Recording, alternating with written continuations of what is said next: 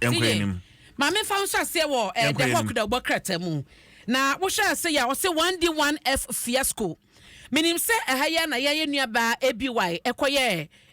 documentary about Abanyi free one district one factory ya omo edeba ye pa hontoma ya chese enwuma bebre no na enya sa 1D1F no achitaye ya omaye establishment bebre na so mampade akufo da bia no eni ade a chese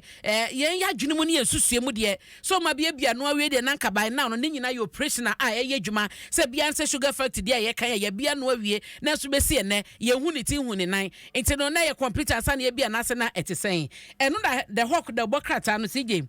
obomu amane na ba ko oka ho asem no eye de yewra MPP amanyokoya in 2022 no wamo chese sabre no soafo no ohye edwadie ani fidi nyuma so Alan Kwadwo Chemanten na wono aso be ka se 1D1F initiative no akreti enyuma bebro 158,000 enyuma akreti across ya na chese factories no 106 and na ye operational na so amane ya ai we no IFAD no International Fund for Agricultural Development womo amane yo modi aba March 2024 no chese de empanyufo eka ne de yetete ni nyina no enye no kre ebi eni nyina so na womo enkrata no ebo amane se 1D1F no companies ne de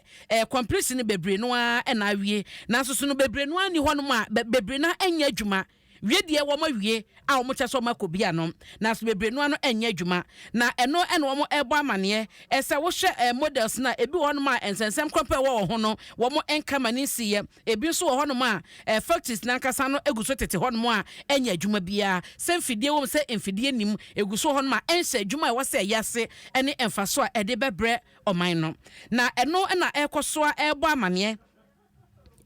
mu ene enyuma ni bia wo mo echese aka enwura mu anase akekakeka emiemi ahodo a enya nhyase be yadwuma ti we no omo anya specific amomosa eye factories bi so de wo ma mo so na so mo chese 106 ampanyifo eka ho asem 2022 ede ba ni nyina no enya operational enya dwuma yesi awie so no emfa so ma so na sije eno da nchen so a mame fa wo nyina de hawk ha ya na ne fa to so ensia na ebo amane sa baba wa ba ko a woda ha sei ne rain sija ohu obi ni kunu na wo mo eda hai ababa wa no Jasmine Obrimpon Jumo na wo mo echese wo obi endi samanyo kodu kogomo isabato mpesua no so a wo jane na so pa ya eba na manyo sema odimu akotene so ene se de tie no na Central Regional NDC no wo mo chese panyi ba ko pa wo mu a wo no eka asa baba wa ibo ese se 2024 abato wo mo tumi edi nkunim NDC edi nkunim a wo benya akwanya ababaya abankrachi pani district chief executive na womo HS sansense mo nyina hyase afi atwam no ebra ababa we edi na chita nyina ne bibia ekoma NDC parliamentary candidate no ewo Gomua East okay ntino na chese ehun sensema ne sa boche na bai no na eno na edide mu na sije koba ase ne sa wo pese obedi support ne de na wo so bomodia na se waware wo ne okunu tie no so no wasa baba we epe ehun asamonka na opoku Obrimpon adwumo na wo echese kaswa branch yedrofsu no na baba we koye charge de tie ne kunu ya wono aso woni papa ewo mawo na omo chese report no ebo amane ese asembia e wasa busua ne baba we ka se ka asem kwa wode ekọ no wonyi free ho ne ade no wo so wompene nti chese so opekwan bia so afa na wadi sa adwuma na kwakoye ne political position nti no na so pasem ede to be ma no so we ya amane a we no the hawk da bokrata ediaba na chese sigi ensam wo mu ensam wom wo mo chese nana opoku Obrimpon Jumo ene aya baba we ni kunu ya jese no krampo no no wo United States ene oba Ghana ya ja onde oba beta na irechi na wodi sika be se 1.4 million Ghana cedis aba share campaign mu na se eja wa be di sa adwuma na wi anka wo se ye na baso no ankwankosi ekwawi akire no wo mo echese adwuma na anka wo so no eba be nyina no just me ni driver a wo sanso ene ne bodyguard ena adwuma kese ni nyina no wo mo edi hu dwuma achese wo mo edi kwaba emfie dunie ya wo ne kunu eware ye a say one more HS and Yamado Mafabi Mwana, the Babedu Baby Madrin. Na political offer ya just me, and who ye and I said to enemy, and I was jitumu. Na and send me about any couldn't tamoa as an uncle Korea, and my Korea chill crampono, a bimo or buy you call reported you could swap as or poison you kuno. Just and some no address so na CJ, oh dear, Osaka the hawk the Bocata na walking can be at their mammy. Inti Ababa and name the Hanukun so the other ha, and na a one sense someone so no a woman. Me patro, Mamenko the Bocata. Daybreak mu na memfa ehade no so emra na omo HS peaceful election about to ye kwedo mampanya kufa da ekasa wo say yesumdwe so na ade bia so no so ye ema abato nyina yesumdwe no obe no pepepe the new finder da obokrata enso ebo amane wo de eto yasemo we no eya osofopanyi pastor Dr. Otabel na wotu for ese ensan no den enubone ene pornography kra no no omo fa no bunsam sini on bunsam sini wo chese wo se enipa so wo ye Christo ni o pornography ne fa ni sen bunsam cartoons on se mrante no mgu achi no mo ba edin no someone of the mama na ka na ni report the mama we ni report the edin mama to share the new friend of the different to so amochia almost bunsam cartoon ampa no na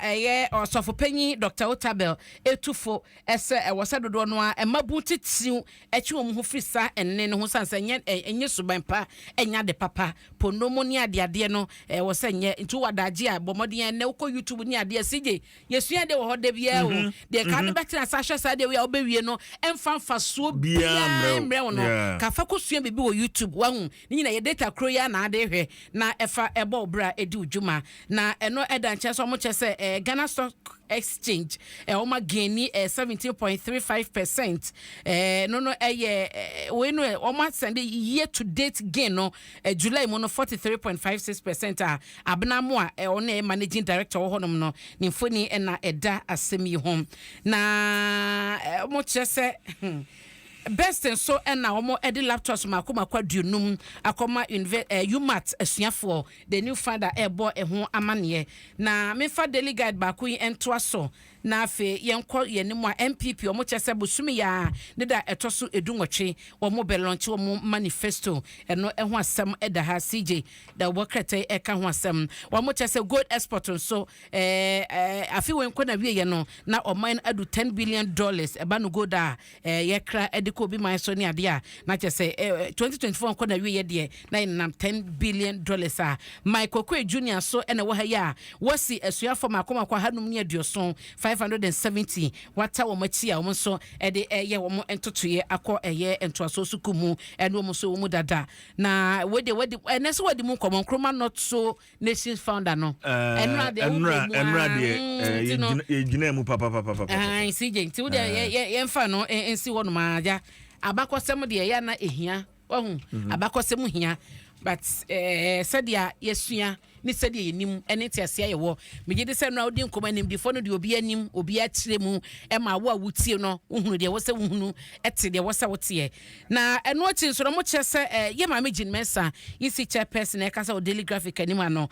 wo se ema akandifo eba no amanyoku ahodo ene ehhye bia bibi ekobia ewiawi abato wo nsensem no wo mo chese mari nyina nkoso no mo modern fa eye ka maminka bi wo mo kasa emfa sumdwe ho eno ene de ebeboa oman no enkan kwani ne yedie mu enti wo mo chese road to election 2024 amanyoku nkuma no so a wo oman yi mu no CJ se wo yi akese mienu MPP ni NDC na dodo na aka no wo mo chese ba na abato pa dia